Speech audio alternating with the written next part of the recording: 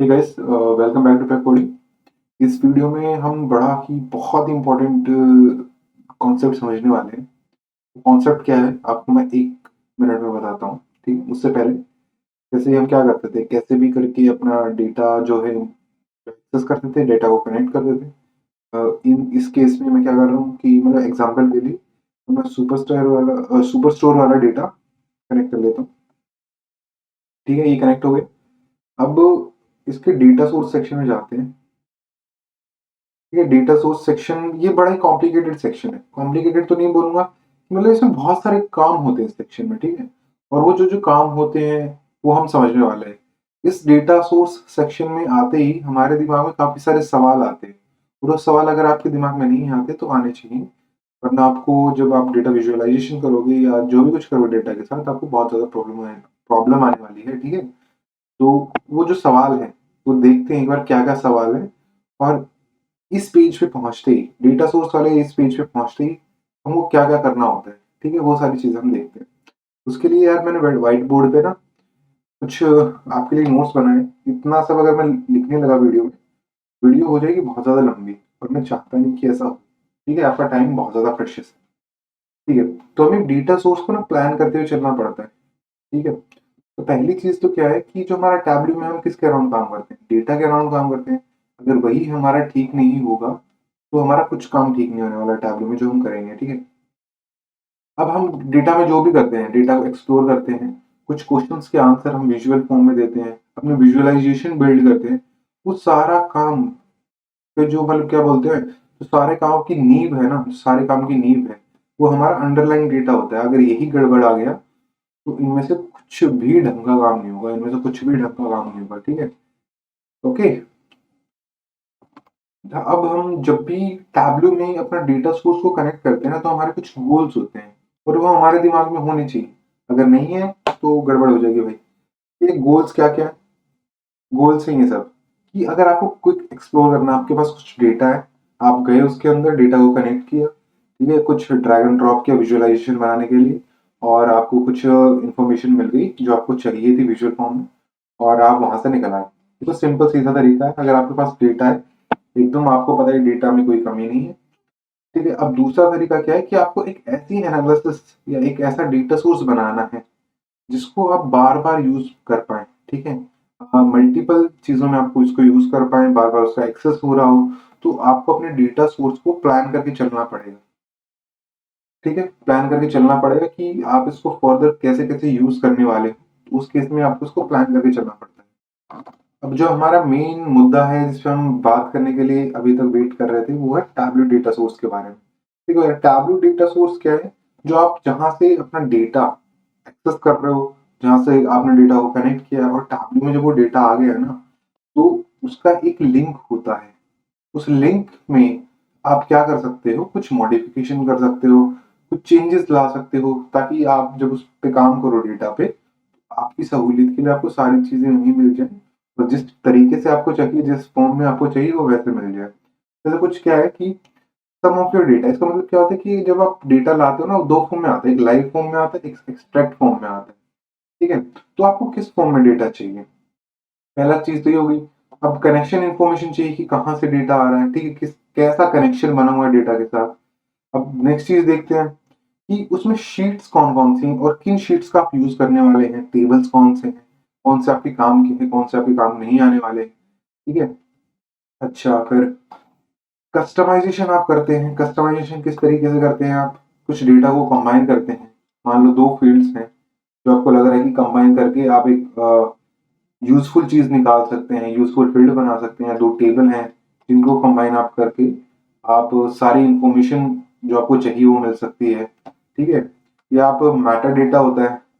Meta data क्या होता है कि डेटा अबाउट डेटा होता है। जैसे आपको कुछ डेटा है, वो डेटा अनक्लियर है कि समझ में नहीं आ रहा, तो आप उससे रिलेटेड कुछ डेटा और बनाते हो, जिसके थ्रू आपको ये डेटा समझ में आ जाता है। मेटा डेटा में आप कुछ कैलकुलेशंस करते हो। ठीक है, मतलब जो जरूरत की कैलकुलेशंस होती हैं वो करते हो। ये सारी चीजें हम प्रैक्टिकल फॉर्म में भी आगे आगे जैसे हम मतलब वीडियो में काम करते जाएंगे तो हम देखते जाएंगे। ठीक है, ठीक है, आप कुछ फील्ड्स का नाम जो है वो बदल देते हो। मतलब जो नाम अंडरस्टैंडेबल नहीं होता है, उसको अंडरस्टैंडेबल फॉर्म में ले आते हो आप, कुछ फील्ड्स का नाम रीनेम कर देते हो और कुछ डिफ़ॉल्ट फॉर्मेटिंग के साथ भी आप छेड़छाड़ करते हो, ठीक है? अच्छा जी, अब नेक्स्ट देखते हैं। अब जो टैब्लू का जो डेटा सोर्स है ना, ज़रूरी नहीं कि वो या एक ही डेटा सोर्स के साथ कनेक्ट हो या एक ही फाइल के साथ कनेक्ट हो, ठीक है? वो मल्टीपल डेटा सोर्स के साथ कनेक्ट हो सकता है, मल्टीपल फाइल्स के साथ कनेक्ट हो सकता है, उसके मल्टीपल कनेक्शंस हो सकते हैं, ठीक है? ये बात मैं इस पॉइंट के थ्रू बताना चाह रहा हूँ, ठीक है? ओके। अब जहाँ पे आपने अपने डेटा सोर्स को बनाया है, आप वहीं पे भी उसको एम्बेड कर सकते हो, ठीक है? मतलब जिस वर्कबुक में आपका डेटा सोर्स बना है, उसमें भी आप उसको छोड़ सकते हो, ठीक है? और या आप उसको कहीं पे पब्लिश भी कर सकते हो। अब कहाँ पब्लिश करते हैं और क्या बोलते हैं उस डेटा सोर्स को, वो भी हम देखेंगे इसी वीडियो में, ठीक है? तो पब्लिश कर सकते हो आप सेपरेटली, ठीक है? जब सेपरेटली पब्लिश करते हो तो उसके कुछ फायदे भी होते हैं। जैसा पहला फायदा हमको मिल जाता है सेंट्रलाइजेशन का और दूसरा क्या मिल जाता है स्केलिंग का। कुछ और फायदे भी हैं जो आपको मिलते हैं, उनके बारे में बात करेंगे, ठीक है? ओके जी। अब नेक्स्ट स्लाइड पे हम चलते हैं और जब हम अपना टैब्लू का डेटा सोर्स बनाते हैं ना, उस टाइम हमें कुछ कंसिडर करके चलना होता है, कुछ कंसिडरेशन हमें ध्यान में रखनी होती है। वो कौन-कौन सी हैं? कि अब आप जब डेटा सोर्स बना रहे हो, तो वो कुछ ऐसा डेटा सोर्स तो नहीं बना रहे हो कि वो मतलब वाइड वैरायटी ऑफ यूज़र्स के लिए, ठीक है? वाइड वैरायटी ऑफ यूज़र्स के लिए। तो कोई बहुत ही broad category of question solve कर रहा है, ठीक है? ऐसा मतलब कोई कैश तो नहीं बना रहे हो आप, या आप ऐसा कुछ चीज़ बना रहे हो, ठीक है? जो किसी चीज़ से रिलेटेड है, किसी निश पे मतलब बेस्ड है वो, कुछ पर्टिकुलर काम ही कर रहा है और उस केस में आपको उसकी परफॉर्मेंस बहुत ज़्यादा ऑप्टिमाइज़्ड चाहिए डेटा सोर्स की। ठीक है, ऐसा कुछ डेटा सोर्स बना रहे हो, तो ये चीज़ें आपके माइंड में बिल्कुल क्लियर होनी चाहिए कि आप डेटा सोर्स का पर्पस क्या है आपके लिए, ठीक है? जैसे कि मैंने ये बात यहाँ पे लिखी भी है कि it's important to know your goal from the outset, कि आपको पहले से पता होना चाहिए कि आपका गोल क्या होने वाला है, ठीक है? मैं ये बात बार-बार बोलूँगा इस वीडियो में क्योंकि बात है ही इतनी इम्पोर्टेंट, ठीक है जी? अगर आपके दिमाग में आपका गोल डिसाइडेड हो गया है, तो कुछ और चीज़ें हैं जो आपको कंसिडर करनी होती हैं, ठीक है? वो कुछ और चीज़ें ये हैं कि जैसे आपको डेटा सोर्स बनाना है ना आपका, तो उससे पहले कुछ चीज़ें और आपके दिमाग में होनी चाहिए। गोल क्लियर हो गया कि कि क्या गोल है, किस गोल के साथ मैं अपना डेटा सोर्स बना रहा हूँ, ठीक है? उसके बाद उस गोल से रिलेटेड कुछ काम सोचने होते हैं। ओके, तो पहला काम है लोकेशन एंड एक्सेस। लोकेशन और एक्सेस इन सभी चीज़ों के बारे में भी वीडियो में बात करूँगा मैं, ठीक है? पहले देख लेते हैं ये चीज़ें हैं क्या-क्या। लोकेशन एंड एक्सेस पता होना चाहिए आपको, शेप एंड क्लीनलीनेस ये आपके दिमाग में होना चाहिए। Data model and combining data होना चाहिए, metadata and customization. Although हमने इनकी बारे में थोड़ी-थोड़ी बात ऊपर की है, अगर आपको ध्यान हो तो। स्केलेबिलिटी, सिक्योरिटी एंड डिस्कवरेबिलिटी भी होनी चाहिए उसमें। परफॉर्मेंस एंड फ्रेशनेस के ऊपर बात करेंगे, ठीक है? चलिए, अब जो हमारी पहली कंसिडरेशन थी वो क्या थी? Location and access. अब इसका क्या मतलब है वो समझते हैं। अब आपकी जो फाइल है वो क्या एक बहुत सिंपल फाइल है जिसको आप कनेक्ट करने वाले हैं अपने डेटा सोर्स के साथ, या एक सिंपल एक्सेल मतलब सिंगल एक्सेल फाइल है, या कोई वो आपकी फाइल है जो कोई गूगल शीट से कनेक्टेड है, मतलब अब गूगल शीट है वो, ठीक है? मतलब क्या बताना चाह रहा हूँ पहले पॉइंट से, आपकी फाइल कोई इतनी सिंपल फाइल है क्या जो एक सिंगल एक्सेल फाइल जैसी है, कोई गूगल शीट फाइल जैसी है, ठीक है? या कोई इतनी कॉम्प्लेक्स फाइल है जो इसमें मल्टीपल डेटाबेसेस कनेक्ट है, ठीक है? और वो उसमें भी बहुत ज्यादा वेरियस टेक्नोलॉजीज इन्वॉल्व है, मतलब कोई डेटा मतलब आपको पता ही है एसक्यूएल डेटा सोर्स डेटाबेस होते हैं, ऐसे ही बहुत कॉम्प्लेक्स टेक्नोलॉजीज उसमें इन्वॉल्व है, ठीक है? ठीक है, अगर आपको ये चीजें पता होंगी तो आप उनसे रिलेटेड डिसीजंस ले पाओगे। जैसे आपको अपना पता हो ना कि लाइफ में अगर आपको क्या करना है, कि आपका गोल क्या है, तो उससे रिलेटेड आप डिसीजंस ले पाते हो। भाई किसी को इंजीनियरिंग करनी है, किसी को आईएएस बनना है, तो उससे रिलेटेड वो कोचिंग लेते हैं, डिसाइड करते हैं कि मेरे को इस कोचिंग इंस्टीट्यूट में जाना है, ऐसे पढ़ाई करनी है, मेरा स्टडी टाइम मेरा इस प्रकार होने वाला है, ठीक है? तो उससे रिलेटेड वो डिसीजंस लेते हैं। अच्छा, और क्या-क्या चीज़ें इन्वॉल्व हो सकती हैं इसमें? जैसे कि आपको किसी स्पेसिफिक ड्राइवर्स का एक्सेस चाहिए होता है, ठीक है? डेटाबेस के लिए आपको लॉगिन इन्फॉर्मेशन चाहिए होती है, डेटाबेस जो सर्वर्स होते हैं, उनके आपको लॉगिन इन्फॉर्मेशन चाहिए होती है। अगर आपको पता है कि आप कौन-सा डेटाबेस सर्वर को यूज़ करने वाले हैं, तो आपको लॉगिन इन्फॉर्मेशन तो चाहिए फिर, ठीक है? तो देखो पहले मैंने क्वेश्चन क्या बोला था कि आपको अगर फाइल का पता होगा कि किसके साथ कनेक्ट करने वाले, मान लो मेरे को पता चल गया कि डेटाबेस सर्वर के साथ कनेक्ट करना है, मेरे को लॉगिन इन्फॉर्मेशन चाहिए उस चीज़ की, ठीक है, ये मैंने डिसाइड किया ये जानने के बाद कि मेरे को डेटाबेस सर्वर चाहिए। अब अगर मेरे को पता होता कि मेरे को नहीं पता होता और एक्चुअल में काम करने वाला हूँ एक्सेल फाइल पे, और मैं सोचने बैठ जाऊँ कि यार लॉगिन इन्फॉर्मेशन कहाँ से लाऊं, क्या मेरे को एक्सेल फाइल के केस में चाहिए डेटाबेस और मतलब लॉगिन इन्फॉर्मेशन? नहीं चाहिए ना। तो अगर आपके दिमाग में चीजें क्लियर होंगी तो आप बहुत ज्यादा टाइम बचा सकते हैं। और कुछ क्वेश्चंस आते हैं जो इस सेक्शन से, जैसे लोकेशन और एक्सेस के बारे में हमने पढ़ा कि क्या मतलब है, कि कौन सा डेटाबेस का एक्सेस चाहिए आपको, लॉगिन इन्फॉर्मेशन चाहिए, फाइल कहाँ से लोकेटेड है, तो उस बिहाफ पे कुछ क्वेश्चन के जवाब हम मिल जाए तो लोकेशन एंड एक्सेस से रिलेटेड प्रॉब्लम सॉल्व हो जाएंगी हमारी। जैसे पहला क्वेश्चन क्या है कि जो टैबलू यूजर है हमारा, उसके पास एक्सेस है, उसके पास परमिशन है हमारे टैबलू वाले जो सब डेटा सोर्स को देखने के लिए, ठीक है। अब दूसरा क्या है कि जो डेटाबेस है हमारा जिसको हम यूज करने वाले हैं, क्या उसमें मैं लॉग्ड इन हूँ या मेरे को लॉग इन करने की जरूरत है, और किस डेटा बेस को मैं यूज करने वाला हूँ, ठीक है। अच्छा, कि फिल्टरिंग की जरूरत पड़ेगी कि नहीं पड़ेगी, ये भी हमें पता होना चाहिए। और लो लेवल सिक्योरिटी का भी हमें ध्यान रखना है। देखो, फिल्टरिंग और लो लेवल सिक्योरिटी का मतलब क्या है कि हम वीडियो में देखेंगे आगे। अभी के लिए आप समझ लो कि हमें जो यूजर है, इसका सिंपल मतलब क्या है कि यूजर को हमारे डेटा, जो डेटा सोर्स है उसके उसकी परमिशन है कि नहीं, उसके पास उसकी परमिशन है कि नहीं है, ये हमें पता होना चाहिए, ठीक है। और हमारा जो डेटा सोर्स है वो प्राइमसिस पे है या कि क्लाउड पे है, हमारा जो डेटा सोर्स है वो प्राइमसिस पे है कि क्लाउड पे है, ठीक है, ये भी हमारे दिमाग में होना चाहिए। ओके, ये कुछ इंपॉर्टेंट पॉइंट है जो हमें देखना है। अगर हमारा डेटा अगर हमारा डेटा पब्लिश है टैब्लू ऑनलाइन पे, पब्लिश है टैब्लू ऑनलाइन पे, तो उसकी कुछ इम्प्लीकेशंस भी होती हैं, ठीक है। और वो इम्प्लीकेशंस हम आपको पता चल जाएंगी जैसे जैसे पढ़ते जाओगे, ठीक है। अब जो हम कनेक्ट कर रहे हैं उसके लिए सपोर्टेड कनेक्टर्स हैं, सपोर्टेड कनेक्टर्स भी हम देखेंगे क्या होते हैं, ठीक है। उसके लिए क्या सपोर्टेड कनेक्टर्स हैं जब हम अपने डेटाबेस या फाइल से कनेक्ट करने वाले हैं, ये कोई लिमिटेशंस तो नहीं है जब हम डेटाबेस के साथ कनेक्ट करेंगे, तो उसकी कुछ लिमिटेशंस तो नहीं है क्या, जब हम कनेक्ट करते हैं डेटा सोर्स के साथ या फाइल के साथ, क्या वो सारी फंक्शनैलिटी प्रोवाइड करता है जो हमें अपने काम के लिए जरूरी है, ठीक है। क्या वो सारी फंक्शनैलिटी प्रोवाइड करता है जो अपने काम के लिए जरूरी है? अगर वो प्रोवाइड ही नहीं करता है तो फिर हम उसको एक्सेस करने का फायदा क्या हुआ उस डेटाबेस को? नहीं। ठीक है जी, नेक्स्ट स्टेप पे मूव करते हैं। नेक्स्ट स्लाइड आ जाओ भाई, क्या आ गई? शेप एंड क्लीनलीनेस से क्या मतलब है? जो आप ऑर्गेनाइज, देखो डिपेंड करता है कि आप डेटा ले कहाँ से रहे। अगर आप किसी आप आपकी जो ऑर्गेनाइजेशन है जिसके लिए आप काम कर रहे हो, या आपके पास कुछ ऐसा डेटा है जो वेल स्ट्रक्चर्ड डेटा है, ठीक है, तो आप उसको सीधा कनेक्ट भी कर सकते हो, या आप ईटीएल प्रोसेस का भी फायदा उठा सकते हो। ईटीएल प्रोसेस के बारे में वीडियो बन चुकी है, आप देख सकते हैं। ईटीएल प्रोसेस का भी फायदा उठा सकते हैं, ठीक है। अगर आपका डेटा कुछ ऐसे फॉर्म में है कि जिसमें क्लीनिंग की जरूरत पड़ती है, जिसमें आपको शेप करना पड़ता है, डेटा को क्लीन करना पड़ता है, शेप करना पड़ता है, तो आप टैबलू प्रैप बिल्डर नाम का जो टूल है उसका भी यूज कर सकते हैं, ठीक है जी। ओके, अब इस सेक्शन में जो शेप एंड क्लीनिंगनेस का सेक्शन है, इसमें कुछ सवाल उठते हैं जिनका जवाब अगर आपको मिल जाए तो आपको इस शेप एंड क्लीनिंगनेस से रिलेटेड कोई प्रॉब्लम नहीं आने वाली। कि आपका डेटा वेल स्ट्रक्चर्ड है तो उससे रिलेटेड डिसीजन लेना है, अगर नहीं है तो उससे रिलेटेड डिसीजन लेना है।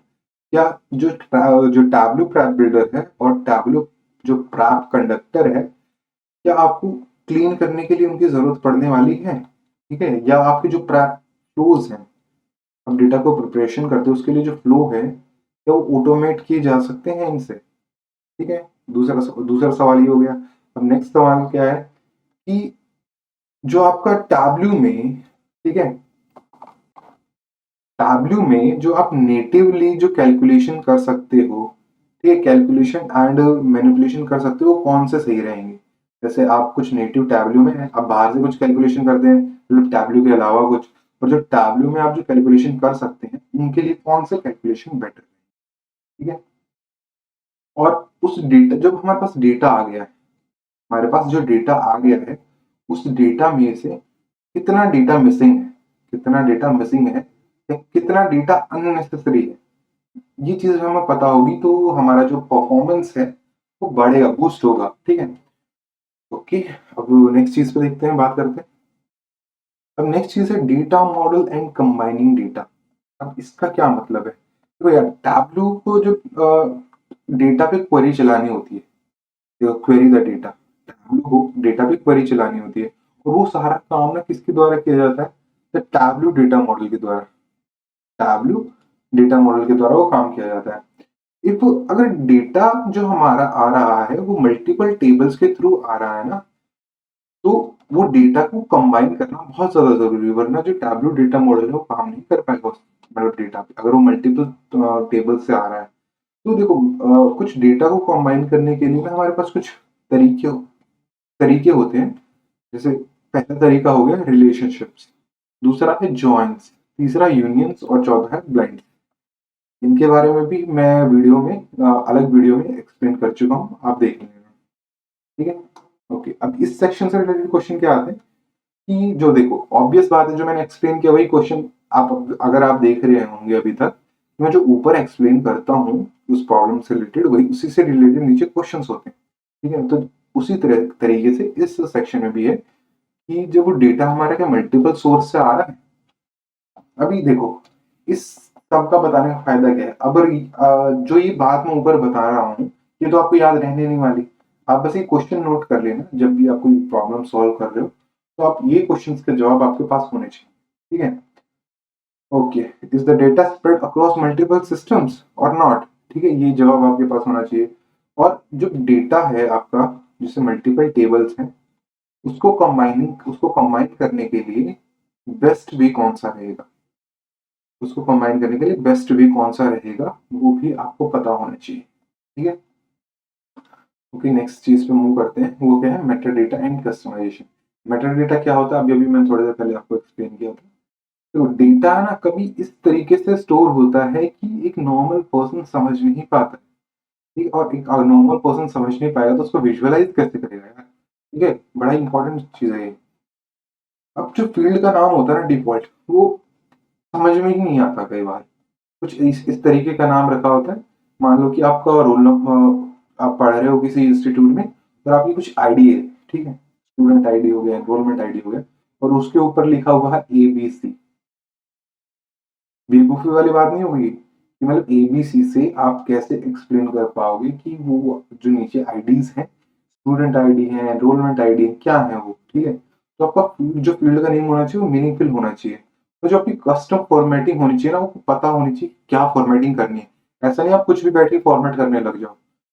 ठीक है, और जो एब्रीवेशन है, जो आप एब्रीवेशन अपने टेबल में डेटा में यूज करते हो, उसका डेफिनेशन भी प्रोवाइड करना पड़ता है, वरना जो यूजर है, जो बंदा है, जो आपका डेटा को समझने की कोशिश कर रहा है, उसको समझ नहीं आएगा। ठीक है, और जो कैलकुलेशन अक्सर प्रोवाइड नहीं होती है। मान लो कि तो सिंपल कैलकुलेशन मान के चल रहा हूँ कि आपका है डेट है, सॉरी आपका 4 मार्च, जैसे आपका कोई मान लो बर्थडे है 4 मार्च का, तो अगर आपको प्रोवाइड करना हो कि आपको भी पता करना हो कि इसका जो बर्थ ईयर है वो क्या है। ठीक है, तो ऐसा कुछ प्रोवाइड नहीं होता है। अगर आपको DOB, date of birth provide कर दी जाए 4 मार्च 2001 ऐसा कुछ, ठीक है, तो आप इसमें से निकाल सकते हो। अगर आपको डेट भी चाहिए वो भी निकाल सकते हो, मंथ चाहिए वो भी निकाल सकते हो, लेकिन आपको प्रोवाइड ही किया गया 4 मार्च, तो क्या क्या इन्फॉर्मेशन आप निकाल पाओगे इस चीज? ठीक है,